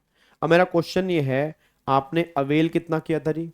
60,000 पे रोंगली अवेल किया था, ठीक है, 60,000 पे रोंगली अवेल किया था, और इसको फिर यूज भी कर लिया था आपने। तो अब कायदे से इस 60,000 पे इंटरेस्ट एप्लीकेबल होना चाहिए, कायदे से इस 60,000 पे इंटरेस्ट एप्लीकेबल होना चाहिए, हाँ या ना?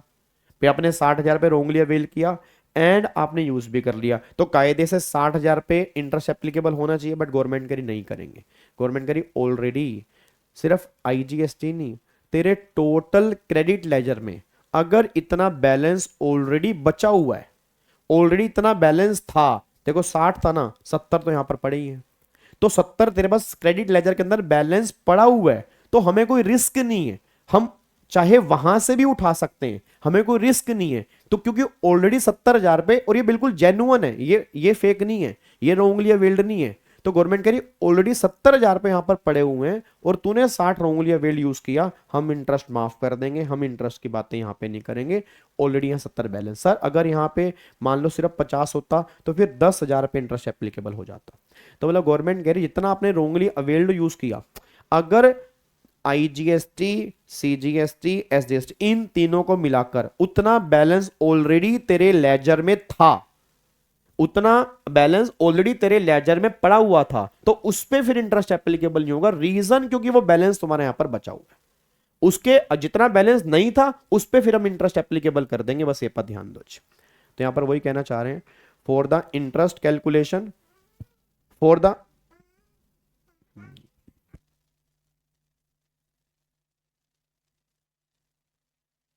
तो यहां पे देखो क्या लिखे नहीं, for interest calculation under rule 88B total ITC in electronic credit ledger IGST, CGST, SGST, ठीक है, must be consider note that, सिर्फ आईजीएसटी नहीं, ये नहीं कि तुमने आईजीएसटी का रोंगली यूज किया तो आईजीएसटी क्रेडिट लेजर का ही बैलेंस चेक करना, नहीं, टोटल बैलेंस तुम्हारे पास कितना बला था, नो इंटरेस्ट, कोई इंटरेस्ट नहीं लगेगा। If total ITC balance never fall below, ठीक है, wrongly availed IGST credit interest apply if total ITC fall below, मतलब जितना कम है उसी पे इंटरेस्ट एप्लीकेबल होगा, बट कंपनसेशन सेस का बैलेंस यहां पे चेक नहीं करेंगे। ऑब्वियस सी बात है, क्योंकि कंपनसेशन सेस के क्रेडिट को हम कहीं पेमेंट में यूज नहीं कर सकते, उसका आईटीसी सिर्फ कंपनसेशन सेस की ही पेमेंट में यूज होता है। तो तुम जीएसटी का आईटीसी कंबाइन कर सकते हो, कंपनसेशन का बैलेंस यहां पे कंबाइन नहीं करोगे, बस ये पर ध्यान दो जी।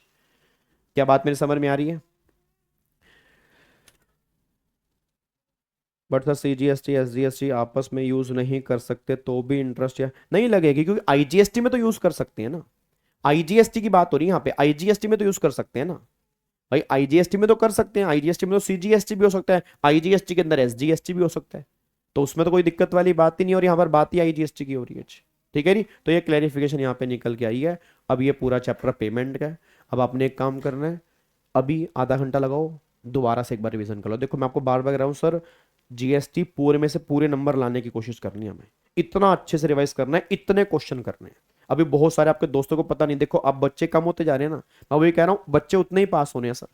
आप समझ सकते हो 10-15% रिजल्ट क्यों आता है, क्योंकि 15% बच्चे ही सिंसियर बच्चे हैं जो 15% रिजल्ट लेके आने वाले, नहीं तो बाकी तो भटकने वाली आत्माएं हैं। ये कब होगा, वो कब होगा, ये अच्छा अब जीएसटी चल रहा है, इनकम टैक्स कब होगा, जब इनकम टैक्स कराऊंगा, फिर जीएसटी की मैराथन कब होगी, फिर जब जीएसटी की मैराथन होगी इनकम टैक्स की मैराथन कब होगी, जब इनकम टैक्स की मैराथन होगी एडिशनल क्वेश्चन कब होंगे, क्वेश्चन बीच में चल रहे हैं। अब एक बच्चों को ये पता ही नहीं है क्वेश्चन बीच में हो रहे हैं, क्वेश्चन बीच में होने के बावजूद भी जीएसटी के क्वेश्चन की प्रैक्टिस कब होगी, तो ध्यान रखना सर। मैं आपको बार बार कह रहा हूं, अगर आप डेली बेस पे आ रहे हो तो आपको सब कुछ पता है कब क्या होगा जी। बस आपको कुछ नहीं करना, डेली बेस पे यहां पे आना है और इसी तरह से एफर्ट्स लगाने हैं, बाकी और कुछ नहीं चाहिए जी बस। ठीक है, बाकी कल से इसके हम जीएसटी के क्वेश्चंस की प्रैक्टिस करेंगे, बहुत सारी जितने भी क्वेश्चंस होंगे हम इसकी भरपूर प्रैक्टिस करने की कोशिश करेंगे, बस ये पर ध्यान दो जी। क्या बात मेरे समझ में आ रही है? चलो तो फिर बाकी मुलाकात करते हैं जी कल वाली क्लास में। और कल वाली क्लास का, कल वाली क्लास हमारी सेम वही शाम को 7 बजे है। ठीक है, कल वाली क्लास सेम शाम को 7 बजे होगी। ठीक है, टाइमिंग हमारा अच्छा आगे जाके ना मैं तुम्हारा मॉर्निंग टाइम कर दूंगा। संडे मंडे से हमारी मॉर्निंग क्लास हुआ करेगी रिवीजन, क्योंकि ना मंडे को मेरा शाम को एक बैच स्टार्ट हो रहा है, तो मंडे को मैं शाम कुछ टाइम के बाद मैं शायद शाम को लेनी स्टार्ट कर दूं, बट मंडे से हमारी जो रिवीजन क्लास होगी, मंडे से हमारी रिवीजन क्लास हुआ करेगी सुबह 8 से 9। अगर आप 7 से 8 कहोगे मैं 7 से 8 भी ले लूंगा, मुझे तो भी कोई दिक्कत नहीं है, तो वो हम संडे वाली रिवीजन क्लास में प्लान कर लेंगे, बात ध्यान दो।